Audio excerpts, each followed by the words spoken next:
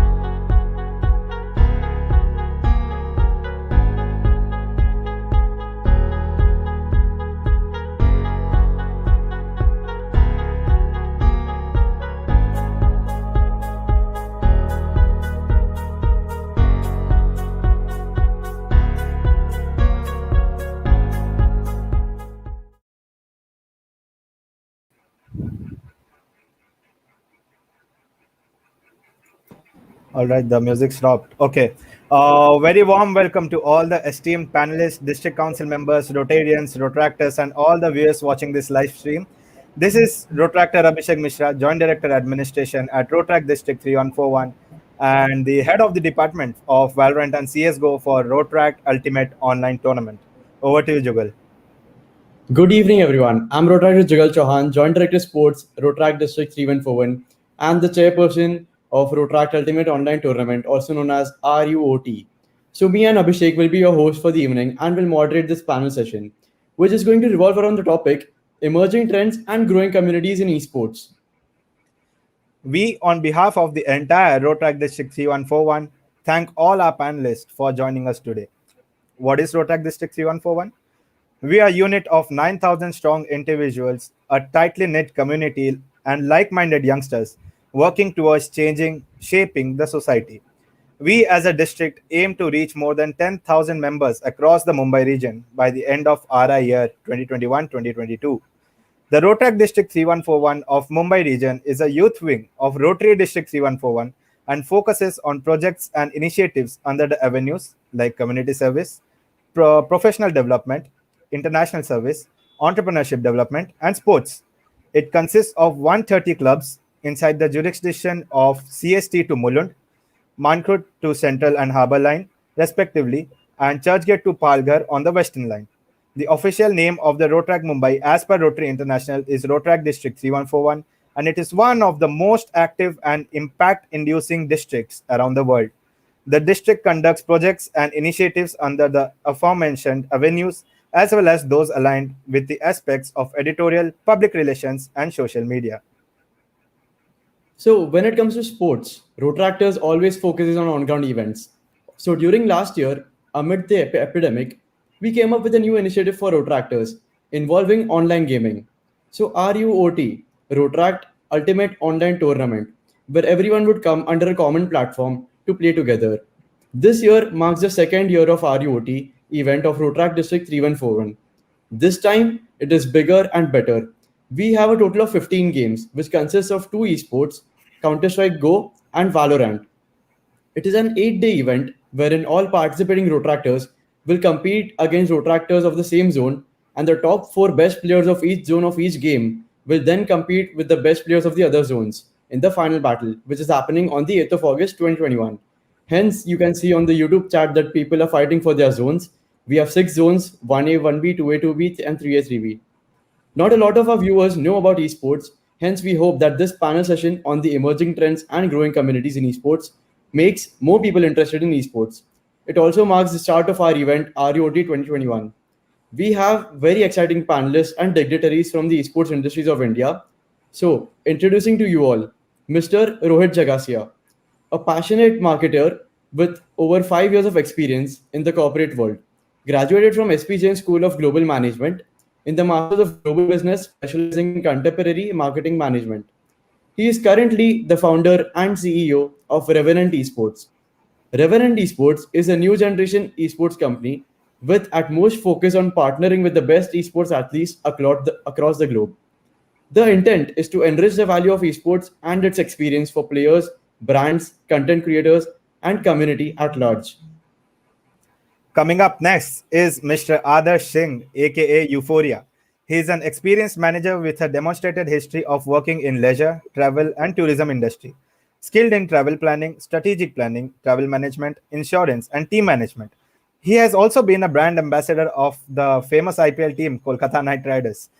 Currently managing an esports organization based in Hyderabad, but now in Mumbai, namely Velocity Gaming, handling the creators, team, and brands. He also does content creation and live streaming on YouTube, and is also a well-known vlogger nowadays.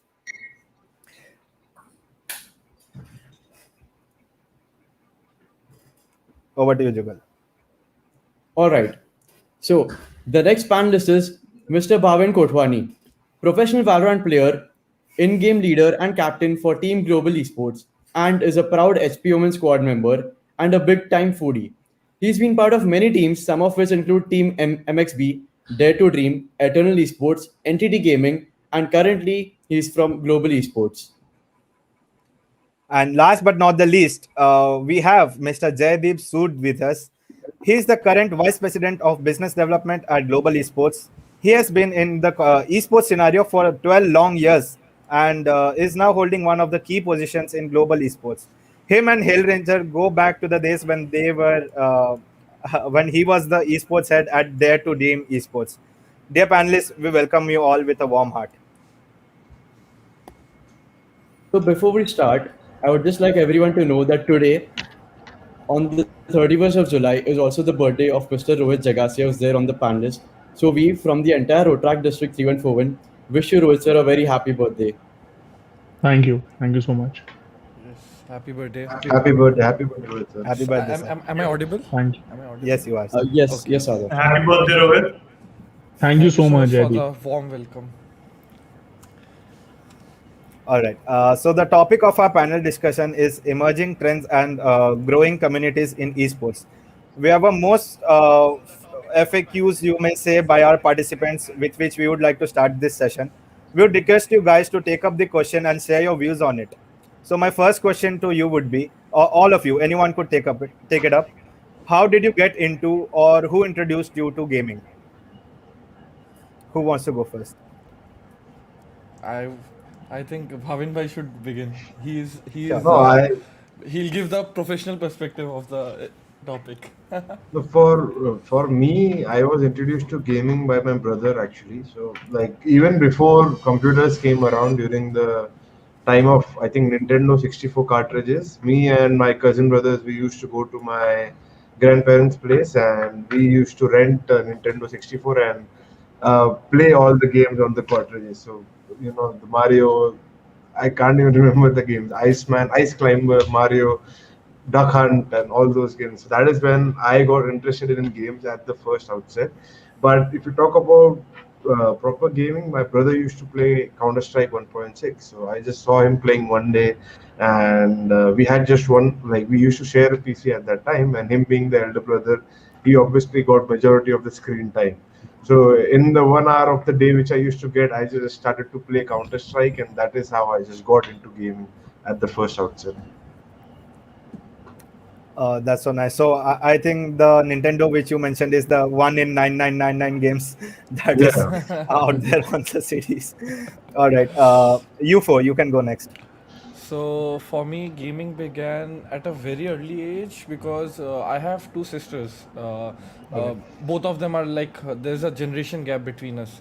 So they were doing their high years like Unuka, like class 9, 10, something around at that period of time during their age मतलब उनके time span में they needed a PC to catch up with logo q basic and stuff like that. So since our home was far away from their school, they requested for a PC and my father gave them a PC.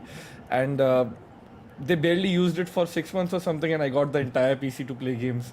And I started playing Wolfenstein. Like the guy who used to come to fix the PC and do its maintenance, I asked him, "Hey, can you please install a few games?" So I used to play all the trending games at back during that period of time in 2008-9. Uh, say GTA, then Return of the Castle, Wolfenstein, uh, all the trending games. IGI, it was one of my favorites. So yeah, that is how it began, and eventually I carried on playing games against my mother's will. She was always furious that I'm not studying and playing the game more.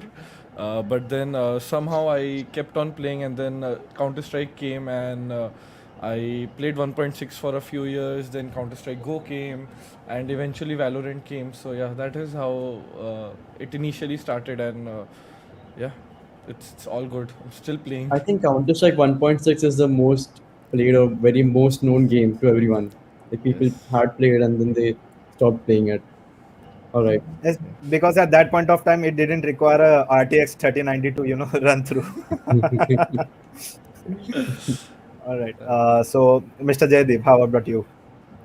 Oh, it's a very, very similar story to what Euphoria said. Like, I got a PC. My father's PC actually used to travel for work a lot, so his PC used to be free, and I used to play games on it. Actually, Dave Wolfenstein also.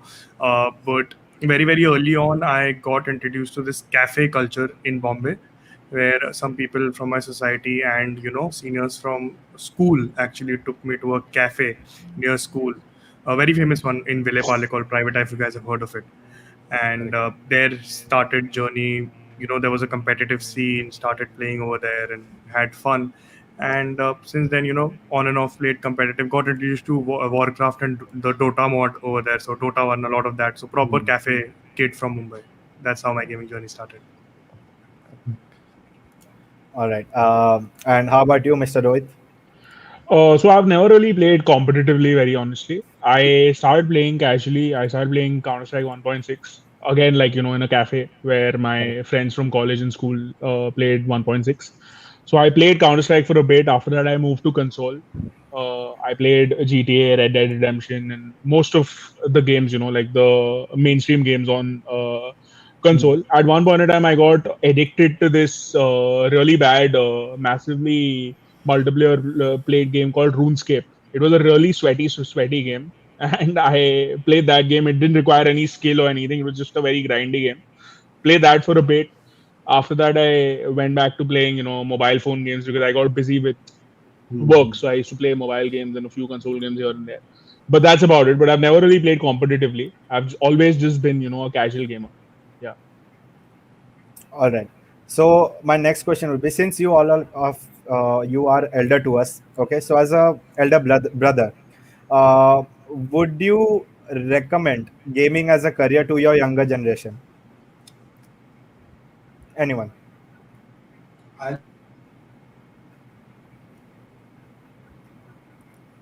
Yeah, sorry. I'll start off by saying yes and no both. I'll recommend you to take gaming as a career if you're genuinely interested in it and you have the passion for it, right? I don't want, like, right now there are a lot of people who look at people playing games and they're like, oh wow, he's earning playing games, or he's so famous playing games. That should not be the reason behind you just playing games, or choosing gaming as a career. If you're genuinely interested in doing it, like, you can try it out. There's no harm in playing games casually. Once you do that and then you feel that you have what it takes, or you want to make it your profession, that is the time when you can take it up professionally. Now I am speaking strictly as a professional player. I know there's a lot more to gaming. There's content creation, there's casting, so you need to find your own niche if you want to get into the gaming market. Even to be a caster or to be a content creator, I think you need to truly enjoy what you're doing, right? So if you do that, if you truly enjoy being a content creator, or if you truly enjoy being a caster or a player, that is the time, I think, yes, you can take up gaming professionally. But if you're doing it just for the fame or just for the money, like, maybe 1 out of 100 might make it, but the other 99 won't, right? Because that's not the way you want to proceed. So I think I'd suggest you to take up gaming if you really have the passion for it and if you're really interested in it and if you enjoy it. But if you don't, then don't take it up. Well, if a person who enjoys gaming has to break the stereotype where in India our parents are usually like gaming is just a waste of time. So yeah, I think now that the gamers are being so evolved and professional, they are breaking the stereotypes. No, but that being said, like, you can complete your education and play at the same time. You don't need to make a decision of, quitting anything before you reach that stage, right? If you are at the stage where you have to choose that, either I go internationally and play for this XYZ team, or I do complete my education, right? Unless that time comes, you don't have to choose. You just need to manage your time. Of course, you sacrifice on your social life a bit, but if you want to make it big in anything, be it gaming or be it your own startup or be it your own whatever you want to do for yourself, you need to sacrifice one thing or the other. So I don't think you should sacrifice your education. That will make no sense for me. You can sacrifice other things and work on your passion at the same time. Fair point. Got it. Euphoria, how about you? So like it's somewhat similar to what actually HellRanger just told, Bhavin Bhai just told that you can definitely take up esports as a career, but then you have to have a clear goal that whether you want to be a content creator or a player or a esports caster or a guy who's gonna go into production or say anything. Earlier it was just esports was just limited to being a player. People used to think, hey, he plays professionally, he is into esports. No, it's way too more like too it's too wide. People are unaware about it right now. They didn't even know about the management side until a lot of years. Like, I myself asked my parents that, hey, I'm gonna go and manage a professional team, and they're like, why do they need a manager? The first thing they said, and I was like, they do need a manager. They have a lot of things to worry about. They have their tournament matches, their scheduling and everything. They have to live a life with just one focus of playing, and the other burden has to be taken by someone else. So they need a manager. So you have to fight for it definitely in India. I would say that because I come from that background where I had to fight for and come here. But then it's definitely worth it if you genuinely love being into this environment of esports, the competitiveness or the content creation wala part, anything, because I've tasted both the sides decent enoughly, like nicely. So you have to have that drive, passion, and only then. And I will totally agree with Bhavin Bhai's thing that you don't have to quit on education to get into esports, because I completed my education as well, because I'm a new flower, you can say, in this garden of esports, and they are in this industry from a very long time. So Even I completed my education. I did a job. I got my own PC with my own funding, and then I got into esports. It was like that. It was so tough for me. Like that stereotype parents wala thing, I had to go through all over it to get here. So yeah, you have to do it, but then with time, it will definitely happen if you want. So some serious dedication should be there to Yes. get through all the stereotypes. Mr. Rohit, as an owner, what do you think of Yeah. this? So honestly, I realized, early on that I'm not really good at the game competitively. So I wanted to do something in esports. But with that being said, like any esports company, works like any other business. There are a lot of, departments and stuff in an esports company. Like there is a finance department. There is, probably there's not a traditional HR department, but there are scouts and talent managers who help you get like good talent on board. There's finance, there's marketing, there's customer service, and I mean, I think you call it client servicing in the whole esports thing. So I mean, when you're working with brands and everything, you need to have like a strong client servicing team that will take up, who will basically speak to the client on a daily basis. There is a new business team. So I think esports right now is still growing, and it is like any other business or any other company that there are a lot of job opportunities. It is only not restricted to being a pro player or a manager or something to do with the team. But there is a lot of other effort that goes into the entire into building your company or building your organization around esports. So I think it is a viable career option, but like like they said before, it is important to even put your to complete your education and not sabotage your education and just get into esports. And if you want to actually get into being a pro player, I believe for some games there is a age limitation that only over the age of 16 you can play competitively, or over the age of 18 you can play competitively. So I mean, I think all those factors also have to be taken under consideration before coming up with like a decision whether you want to go in as a pro player. But I mean, otherwise I think there are a lot of opportunities in esports right now. There are a lot of companies coming in, so it's a good field to get into. All right. So, Yeah. Mr. Jaideep, since you are Vice President of Business Development, I'll ask you a separate question. All right. So, how do you expand on esports and promote it in a different way, specifically in India? uh, Expanding is as you go, as you learn, the business, how it works, is when you put your thing. You might, as a esports organization, expanding might be, owning different teams, as in multiple game teams under you, might be expanding to more content creators, might be expanding into content in general. And as earlier, if you also said, Rohit also said, there are various departments, getting every department up and running. He mentioned there's a client servicing team, there's a sales team, there's a business team. There are talent managers, there are scouts, as he mentioned. There's also a huge content team behind. A lot of graphic designer goes in both. The tournament aspect of it also. For our players, they have their edits being pushed out. As players, they also need to grow their social media. So a lot of growth is happening in all directions. And if you want to expand, you have to expand you know in all these directions, but yet not lose focus on what you're in it for. There are some organizations in it to be the best.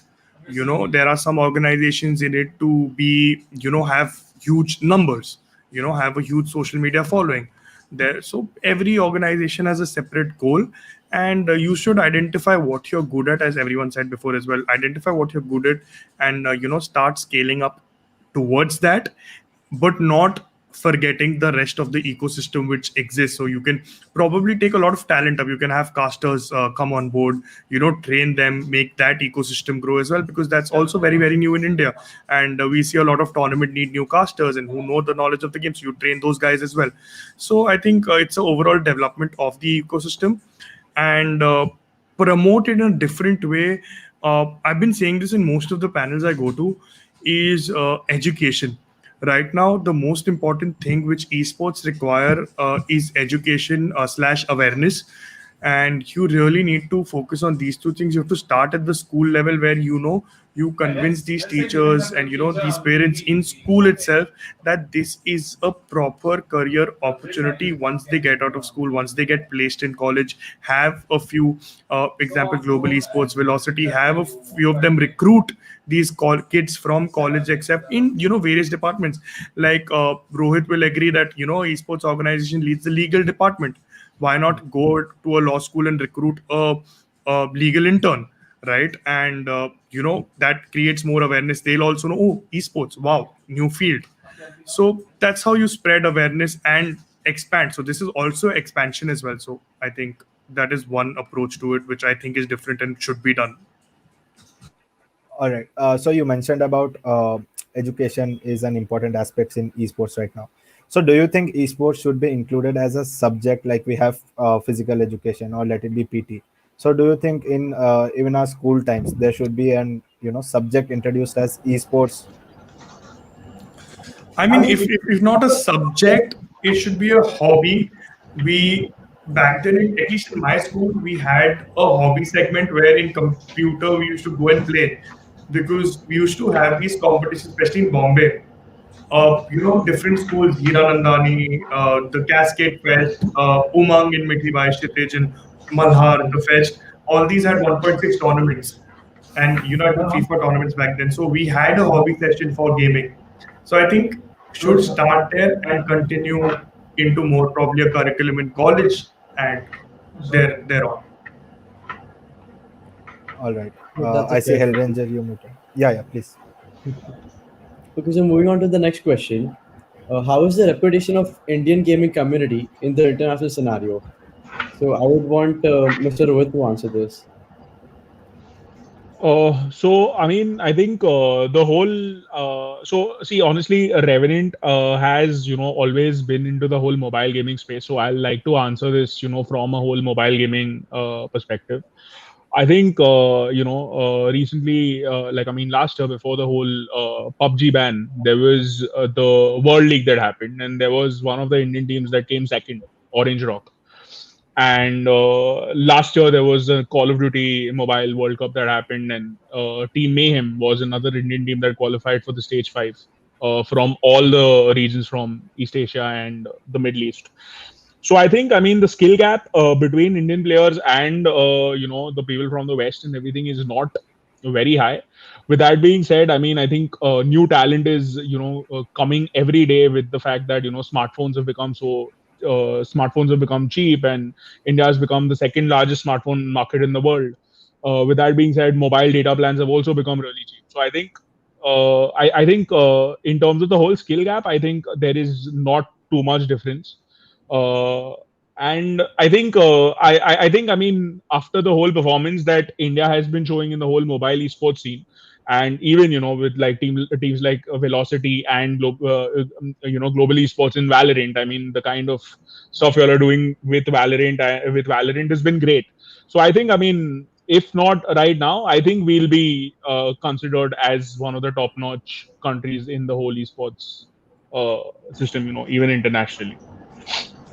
We're hoping for that to happen soon.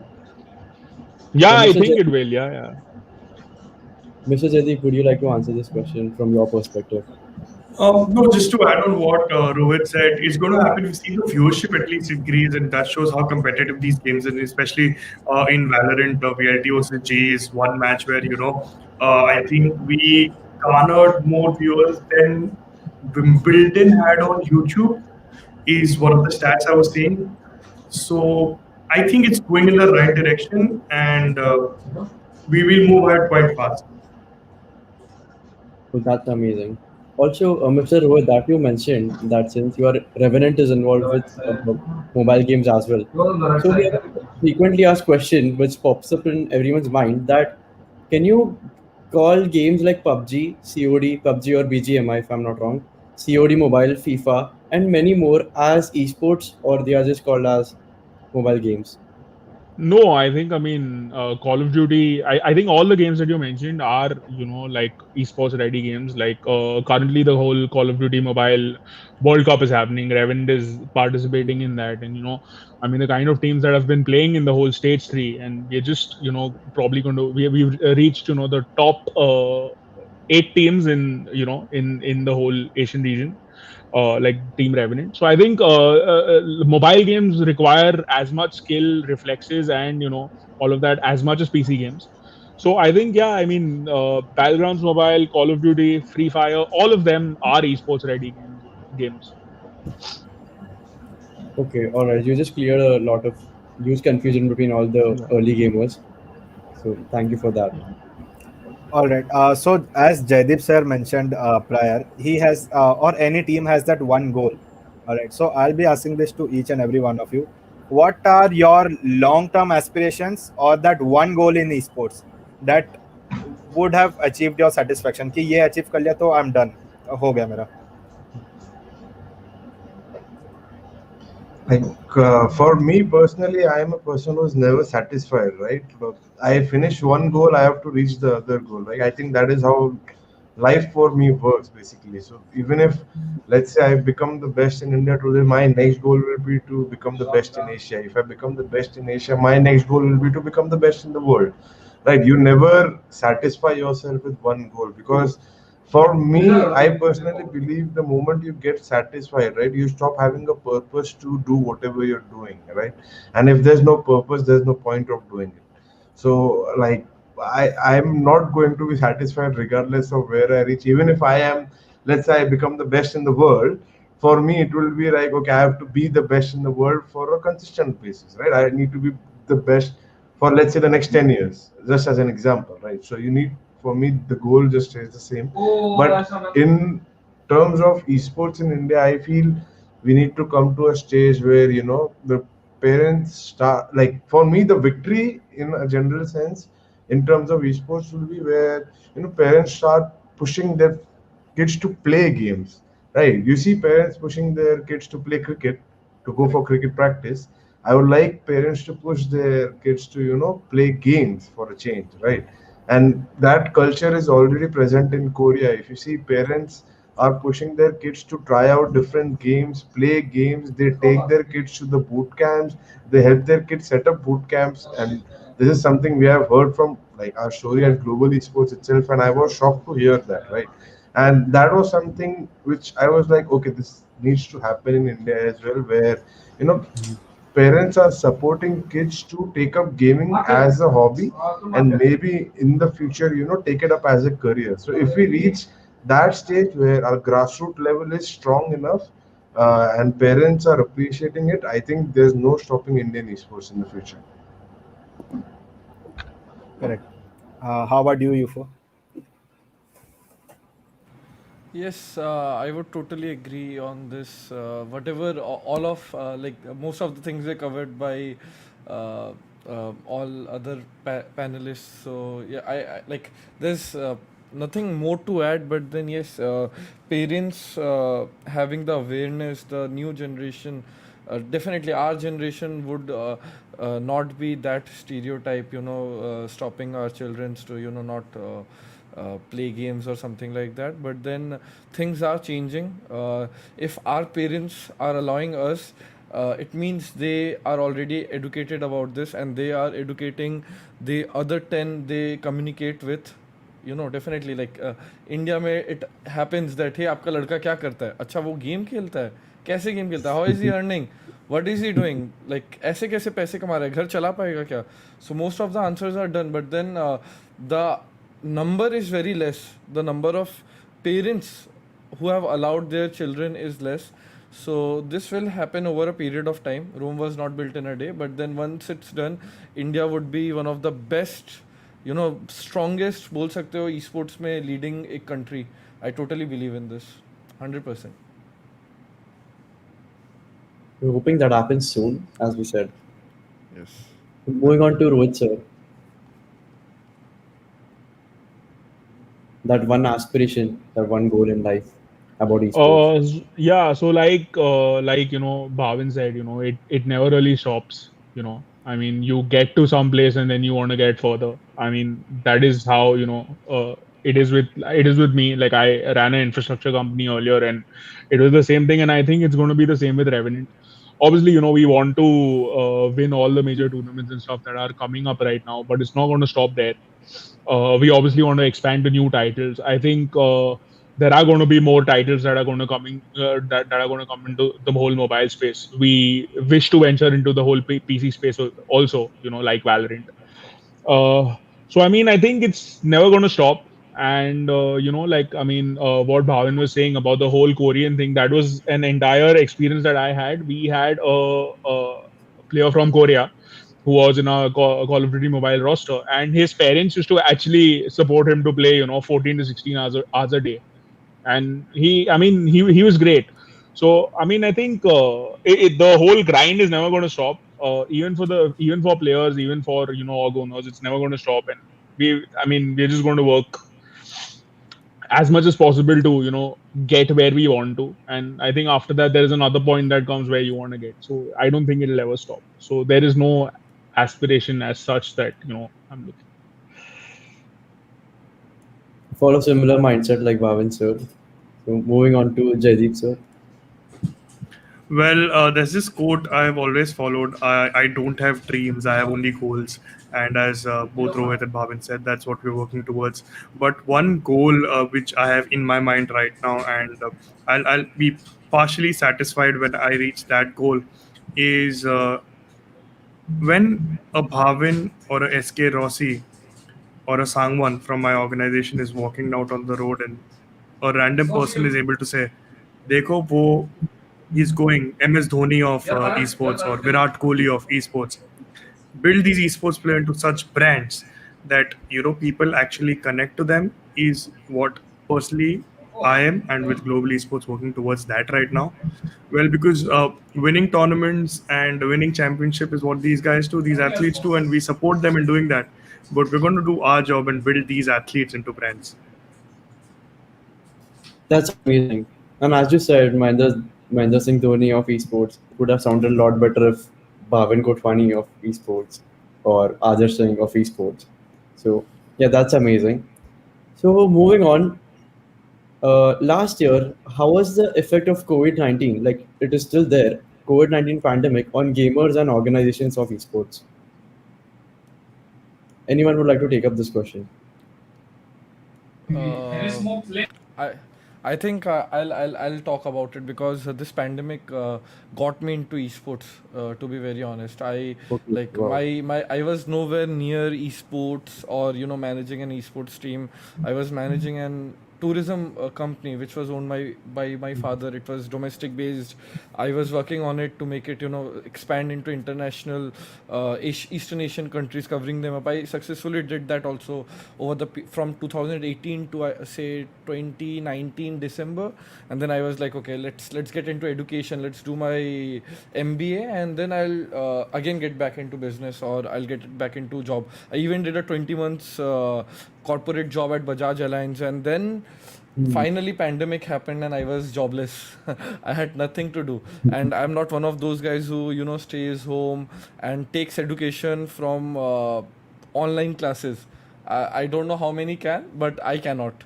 I'm not that good with online module of education. I am that old school guy where my teacher is gonna stay there and she's gonna scold me, or he's gonna scold me that, hey, why are you not focusing in the class? Tell me, what did I just tell? Right? I'm one of those guys. So uh, pandemic came. So coming back to the topic, and since I used to play like gaming was something that I never quit all these years. So it was definitely my friends who pushed me that, hey, why don't you start streaming? And since I started streaming, I started knowing more and more people. More and more people got to know me, and it helped a lot of gamers, I think, gaining that needed attention that they deserve, I think. Because of this pandemic, most of the people, gamers, they spent a lot of time on YouTube watching their favorite streamers, learning and getting better from someone who plays better than them. For me myself, like, I used to wait for Indian pro players to stream to teach us, to communicate with them, but they didn't do it back in the CS:GO days. A lot of you will be agreeing. Jaideep भाई and Bhavin भाई सब लोग agree करेंगे इस चीज़ को लेके कि CS:GO के टाइम पे there was not a lot of people players who used to stream education, like they are the ones who can educate us well, right? So there was a huge bridge, एक बहुत gap था. दैट gap got reduced slowly and slowly as a new game evolved, and since people started streaming, became more social. So pandemic did help getting the necessary education transfer करने के लिए बहुत help हुआ. And overall for gamers it has been a bloom only, I think, because COVID didn't really affect gaming industry. Since it's all online, people rather encouraged, like a lot of parents encouraged that, hey, you're home only, you're safe, you don't have to travel, right? You don't have to wear a mask to play BGMI or Call of Duty or to play Valorant, anything, right? You can stay home, you can stay safe, you can stay protected, and you are under surveillance of your own parents. So this is something that came up into a lot of parents' mind, I saw. And they got to explore themselves, and the ones who did, they understood that, hey, they can take this a step ahead. Maybe they can get into competitive scene, maybe they can get into the content creation wala part. Maybe one of the guys who cracks the funny jokes, he thought, why not become a caster? One of my friends did become a caster by just doing this. He was just helping me out and he became a caster. So Amazing.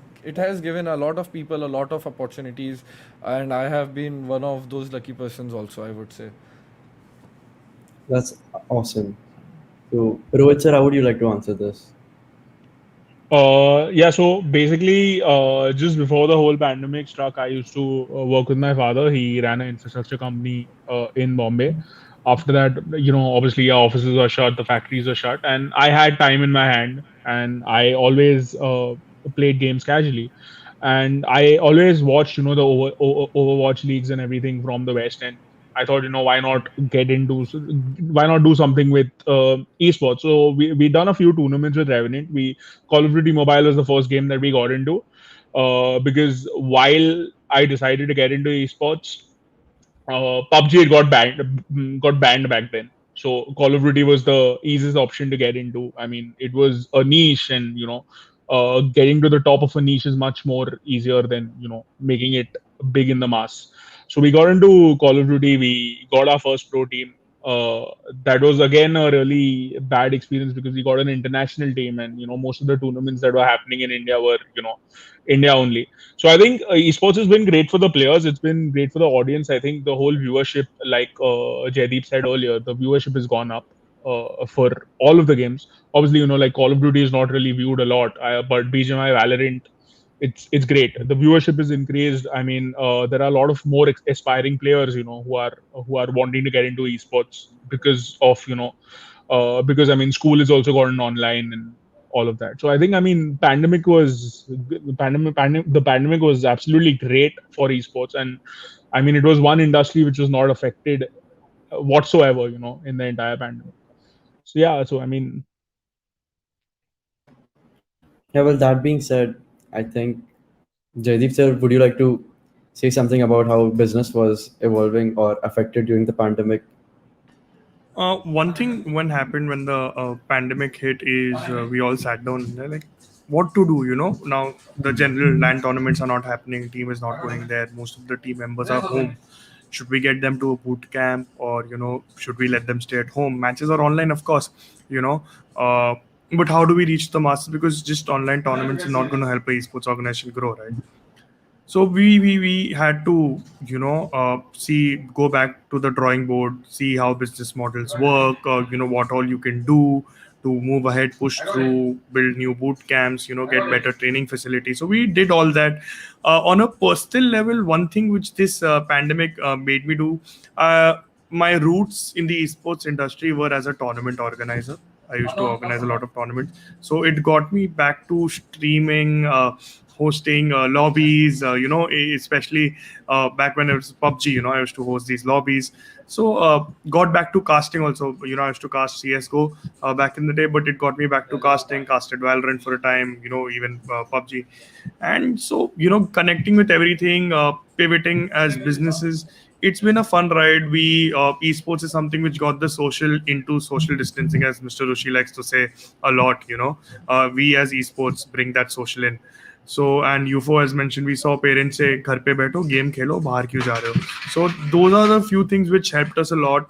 A lot of colleges and schools started looking at esports, and a lot of corporates also started looking at esports, because earlier they used to have corporate treaties, but they can't do that anymore. So they looked at games. So it's been a shift, completely since the pandemic, as the online culture has grown a lot, and so has esports, and hopefully, everyone can bank on this in the future. Okay, that's quite insightful. Before we move on to the next question, I just want to ask, Euphoria, was that Merzel in the background? Yes, that was Marzel. He usually jumps down whenever I'm streaming to give me a shoulder massage, and he thought I'm just streaming on and playing some games, or just doing just chatting with the audience. And I was like, hey, wait, there's a there's a session going on That's with amazing. Okay. yes. So moving on to the next round of questions, which we would like to ask each one of you individually, because they are more focused on what how you play a part in the esport gaming area. So I would like to ask this to Rohit sir. What are the income and expenditures for a boot camp? The net profits or loss by the end of a year? And is it even worth the profit or loss made throughout?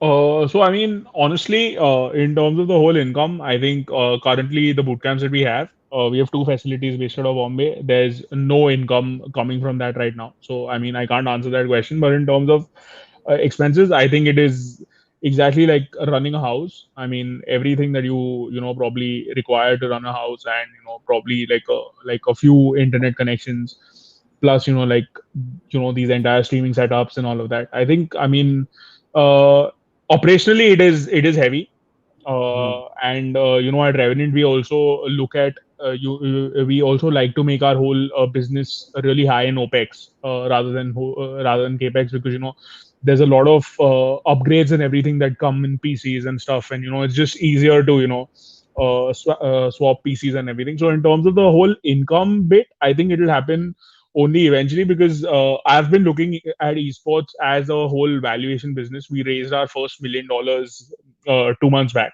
at Revenant, and that's how I want to probably get into that whole gaming bit. And yeah, that's about it. So I mean, I think the whole income bit I can't really answer, but expenses bit operationally is really heavy. Yeah. All right, that's quite insightful. We had this as a suggestion when we were preparing questions. So the next question to Jaideep sir: what is the impact on the reputation of Indian gaming community after some controversy happens or some players of any organization is accused of cheating? So this happened actually, and I was going through. I had an organization back then. This happened in 2018, and boy, oh boy, it was. We took a hit, right? Off the bat, a couple of problems is we had a couple of international brands pull out immediately. So that is one repercussion which we face. So this is not suggestions. I'm just talking about experience, what actually happened. With a couple of international brands pulling out, international investors saying, hey, wait, let us look for a while. Let's see if this doesn't happen again. Uh, we had a lot of even Southeast Asian teams, for that matter, who we used to scrim a lot back then, say, hey, we don't really want to scrim with you guys. So that was, I think, Bhavin would also agree that this was a issue. I think he also faced. I think he was playing CS:GO actively back then as well. So that happened, and a lot of new brands which were getting into esports, and we usually look at these non-endemic brands coming in. Uh, they did not have 100% trust, with such a huge activity, because it was picked up by international media. And if you googled anything, it was right there in every media agency, and with social media flying, it was everywhere. So it was a tough time, but I think we've bounced back, and how wonderfully we have bounced back. Like the viewership is increased. Thank God back then there wasn't this much viewership, or the whole industry hadn't boomed this much, or the repercussions would also have been 100x. But I think, yeah, we're ready to tackle this. But hopefully, now organizations, players, and even tournament organizations in India have learned to nip something like this in the bud itself and not let it grow the way it had previously. So that's amazing. So that happens. Perfect. Over to All you, right. Abhishek. Yeah, thank you. So moving on to UFO. First of all, Yes. congratulations to the entire team Velocity for qualifying the VCC qualifiers one and securing the position in APAC last chance qualifiers. Yes. So Thank you. just बता दीजिएगा team को. Zero, So zero, zero. Thank you so much. so I'd like to ask you, what is the future of Valorant, particularly as an esports in India, and why do you think CS:GO players are switching to over to Valorant? So I'll go step by step. Why Sure. CS:GO players are switching to Valorant? There are two, three obvious reasons. Number one is there's no viewership that game is getting, and since there is no viewership, brands won't be putting in money for tournaments. If brands are not putting in money for the tournaments, there won't be any tournaments. Pro players won't be able to thrive because if there are no tournaments, what will they do? So they are uh, forced also, you can say, to switch, and it's already changing. I think NA and EU are the only two regions left with where CSGO is still alive, and but then the numbers are definitely falling, the viewership is falling. So there are two reasons behind it. If it comes to India, that I have personally seen, uh, the audience was not that active with the scene or involved or aware, or they didn't come to watch the matches that much back then as they do now. Like matches happening these days in Valorant, they fetch 10,000, 8,000 watching. They even fetch 20,000 or 24,000 watching during one of our El Clasicos against Global Esports versus VLT only. So, uh, and back then, like the top notch matches that happened in CS:GO in 2019 or 18, they still have 1,000 or 2,000 views. So you understand the numbers that game fetched back then was not really enough for any brand to put in money, because they put in money for one simple reason. It's too binary to get their brands fame, like awareness fella, for the marketing purposes, and it was not getting fulfilled. So that is how CS went down. The downfall started happening. And coming to Valorant, the future of Valorant. So I think this APEC last chance qualifier is one of the very very more important. Like it's very important to for India to do something in this event, be it us, be it G, or any other team.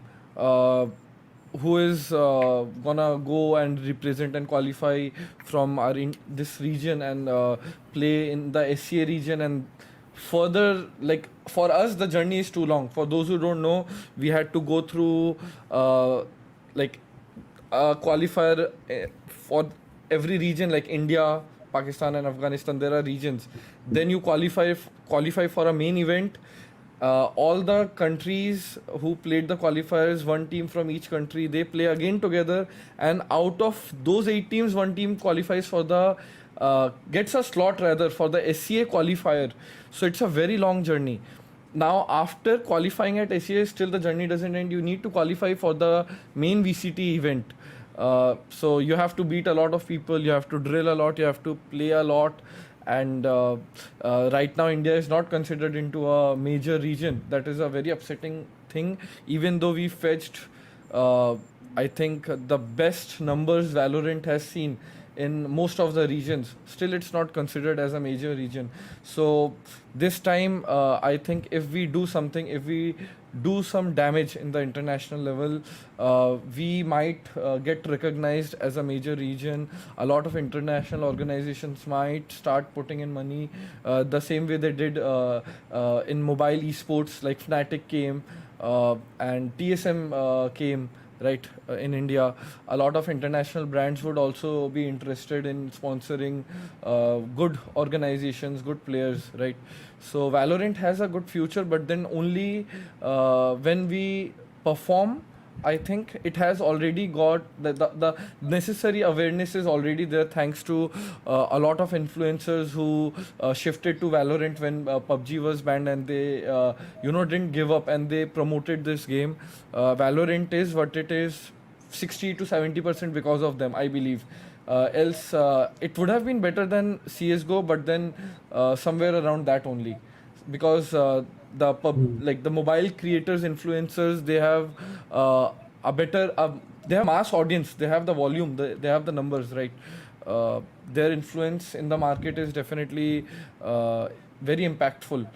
So yeah, it's all on the players and the organizations and the teams, I believe now, how far they can push, how far they can go, how far the players can go. And I would like to give and like all the best to all the teams who are playing, and Bhavin bhai from Global Esports. Like, we have a very healthy relation. Apart from, like, it's not just ki, since we fight in the finals always, we don't have a good relation or something. We always back each other, us, but like even the management team, हम लोग हमेशा एक दूसरे के पीछे रहते हैं, बात करते रहते हैं. We are always socializing, we are always talking, we meet and greet. So I would love that it's one of us who is there in the main stage and doing something for India. And yeah, this is very important.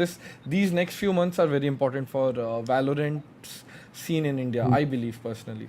Okay. Definitely. You Also, the answered great all. performances shown by the teams is an example that Riot is getting and focus over the India region completely, and this is why they gave us a chance to prove ourselves. All right, moving on to Bhavin sir. It is noticed that the average retirement age of any gamer is 25 to 30. All right, Yeah. beat 35. So, Yeah. what are your plans after that age? Like, would you be going into content creation, or what are your views on that? Also, my second question would be, what are your views on CS:GO being called as a dead game right now? So, firstly, I'll start off with the CS:GO question. Like, it's not a dead game. It's not relevant in the Asian scene right now. There are very few teams who can play it at the top level because there are a few international opportunities. But apart from that, there's not a lot of grassroots events or not a lot of opportunities to grow in the space right now with the advent of Valorant. So you can call it a dead game in a sense, but it's still pretty relevant outside. There's still huge numbers in the other markets. Uh, Talking about what are my goals after 25 or 30 or whenever I retire, like I honestly don't know. There have been cases where people have studied engineering their entire life but own restaurants at the end of the day or become chefs at the end of the day, right? So you can never judge what you're going to do. I just follow. For me personally, I just follow my heart, right? So for me right now, it's more important to grow in Valorant, and Valorant is my life right now. When it stops becoming my life, or when I stop feeling that way about, improving in the game or playing it, I'll go to some other passion and try to, follow that passion. I honestly don't want to be in a situation where I do a corporate job, but I want to do something which I'm passionate about because I know I'm going to put in that 10,000% rather than just going to any office and working for someone else. So I'll always be working for myself. So it can be content creation, it can be becoming a freelance caster, it can be opening up a restaurant, it can be doing anything, but it has to be for myself. So that is what I think. All right. Uh, So, yeah. It was quite insightful again. So moving on to the final round of questions, which is a rapid fire round. So we have assigned each one of you a Valorant character. So when you want to answer, speak the name of the character, and then we'll see who's the fastest, and then we'll let them answer. Okay, so Bhavin sir, we have assigned you Race. Adarsh or UFO, we have assigned you Killjoy. Jaideep, you have assigned Jet, JJ. And Rohit, you have been assigned Yoru. So moving on to the questions, the first question would be, remember, you all just have to say the Valorant character name. Don't answer the question. The first question, LAN or online? Rage. Jet. I think Bhavin said it first. Bhavin So said it. A LAN any day, right? Like, you want to play in front of the audience. Who wants to sit here and just play game with no one seeing Yeah. it, right? It's just like any other sport. Like for me, I play at my best whenever I'm at a LAN event. You see the people, you see the audience out there, and not just the audience, right? You have your teammates right beside you, you have your opponents right beside you. When I go into a LAN game, it's either for me like for that moment, the opponents are not my friends. They are not anyone. I just have to destroy them, and that is the feeling I like to have when they are in front of me. Right? You enjoy that a lot. You can see their faces when they are nervous. You can see when they're anxious. You can see, that they are under stress, right? And you just have to give them a smile to make it even worse. So that is what I like to do. That is what I like about playing on the stage. The noise, the crowd, everything. Yeah, sure. Land any day. absolutely agreeing with you. Moving on to the next question. Again, just say your Valo character name, don't answer. FPS or single person or co-op? Yoru, Jet. FPS. I think Rohit answered Rohit, Yoru sir. and then you answered. Okay. Yeah. Yeah. FPS. I think everyone will agree with FPS. Like Yeah, FPS any day.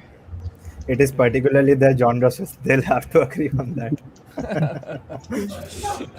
the third For question, sure. we're just going to emerge more PC gaming or mobile gaming. Yoru, mobile gaming. For me, at least for now. All right. Yeah. Yeah, I would completely agree with you because Mobile gaming in India, but PC gaming overall is what I feel. Yes. Yeah. And like if we reach a stage where everyone can afford a PC in India, then I think they'll be really parallel. Like both of them will be really popular. Yeah. it'll be a change Absolutely. of a generation. Yeah. So the fourth question, first game when you were a child. Uh, I think IGI. IGI. Okay. I'm Which going one? in. I'm uh, going in IGI.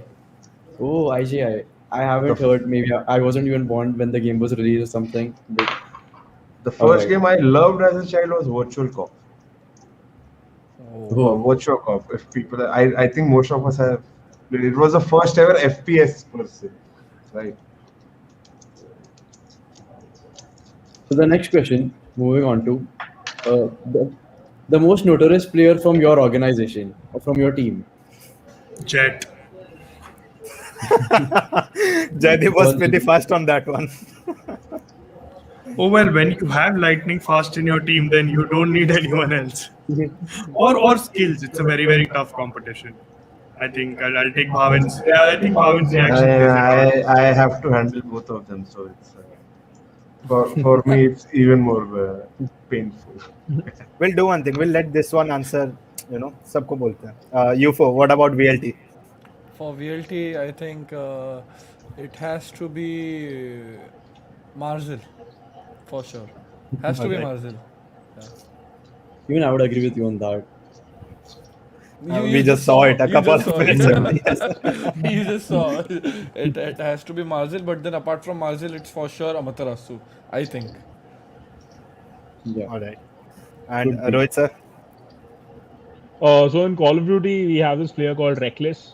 He's really reckless in real life. Also, I mean, he played a online tournament and he just got very abusive and stuff.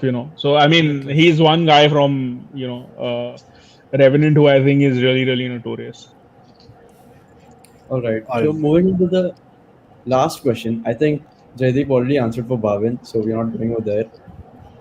Moving on to the last question of the rapid fire round, I think this is a tricky one, so think about it before answering, or even before telling your Valo character's name. The most expensive gaming equipment on your setup, apart from the gaming machine, and you also have to tell the cost.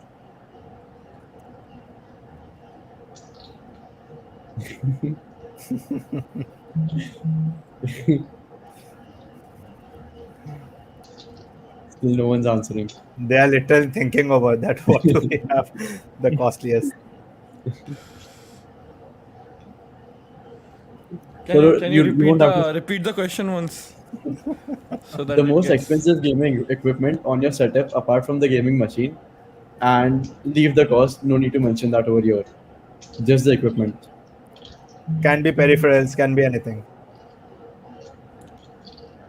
Okay, But apart from the Killjoy. machine.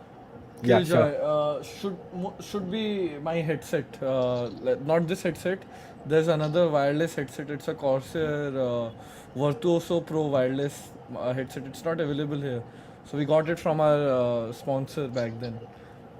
I think it should be the most expensive one, for sure. Yeah, Oh. chat. I figured mine out as well. Sure. Is this wonderful? It's a very tough competition between my monitor and the mic I'm using, but it's this wonderful Shure mic.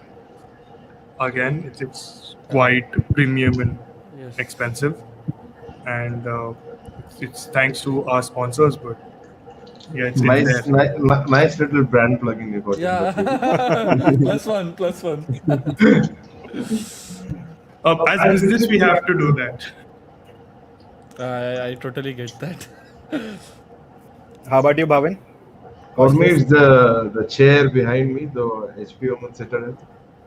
That's I luckily got it since HP Omen is my sponsor, they gifted it to me. But when I saw the cost, I was like, okay, it has to be the most expensive chair I have ever sat on. So yeah, that's about it. All right. And Rohit sir, what about you? I mean, like I told you, I've never been into PC gaming, so I'd say the iPhone 12 Pro Max that I've got the athletes, and I also use the phone. Khatam, Tata, bye bye.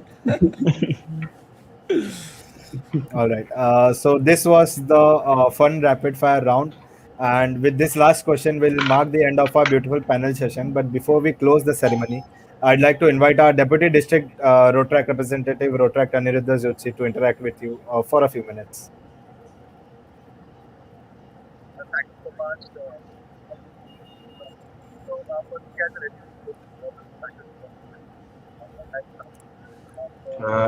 I can't hear you. Aniruddha, not audible. Audio. Can't.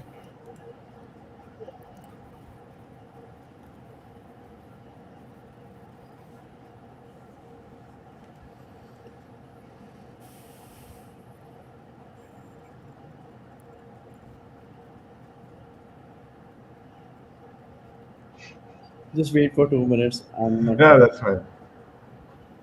So, moving on, we again coming back to the topic. We just wanted to have one informal question we wanted to ask you all, since we have players and participants from Global Esports as well as Velocity.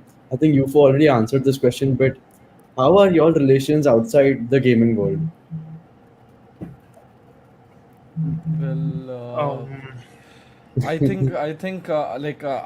the most I interact with and I follow are from GE only, because our IGL Amaterasu and HellRanger, they are like good friends, so they talk a lot.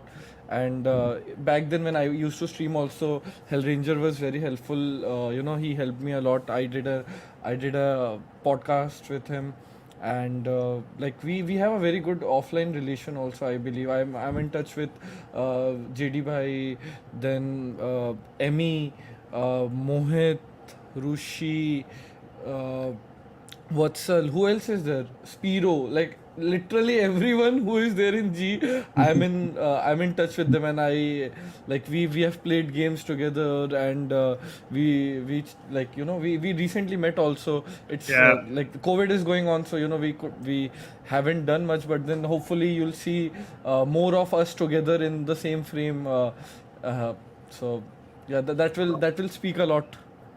For me, everyone on VLT except I think Vibor has been my teammate somewhere down the line.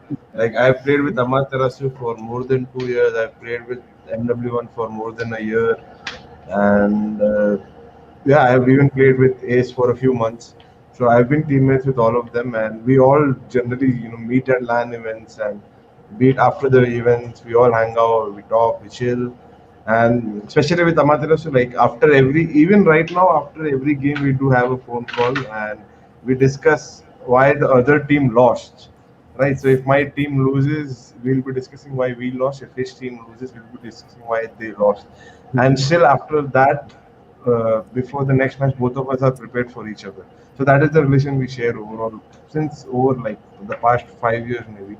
We played together for 2 years and then we were opponents for 3 years, but that's been going on ever since.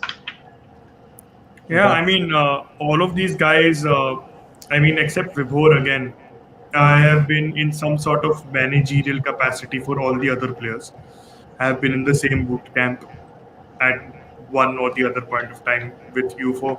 I follow UFO a lot. I take a lot of content creation tips from UFO also. As you know, he is the content creator, the vlogger. And I'm like, I've been in the industry for long. Why don't you teach me? And he tells me, JD, you can do this, you can do that. And I follow Anna as well. His something we both share is our passion of cars. So outside, we also, Anna like to talk about cars with him. So, it's all accordingly, and that's how you grow, right? You have to grow the whole industry.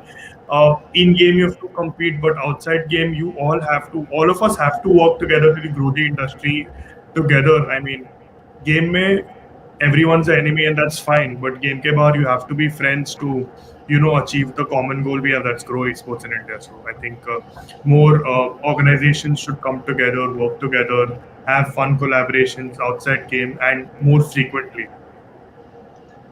Agreed. so. I guess the brotherhood is maintained no matter the rivalry on screen. Yes. All right.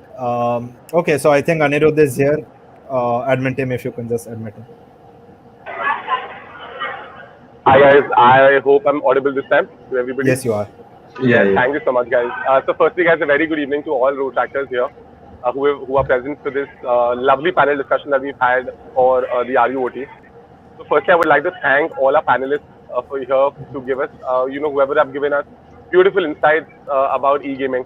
And I think this is one thing that we have incorporated since the previous year, and this year we've seen an overwhelming response of all the road actors who've come and participated for RUOT this year. And I would like to congratulate each and every zonal road track representative for bringing in participants for this particular online gaming tournament. And I see that there have been many road trackers who've sort of come in as participants, and I think we've got an overwhelming participation of more than 1,900 road trackers, which is a very big response that we've got. So, guys, firstly, thank you so much once again, and I'm going to be telling all the very best for each and every road tractor who will be participating for the next 6 days for various online games that are going to be here. I would also like to say all the very best to each ZRR, to each participant who will be participating for this. I would like to also thank all the team sports for organizing such a brilliant panel session that we've had today. And that's about it, guys. Have fun and enjoy, and remember, all of us here are winners. But what really matters is how we are going to be participating on this event. So thank you so much, guys. All the very best and enjoy.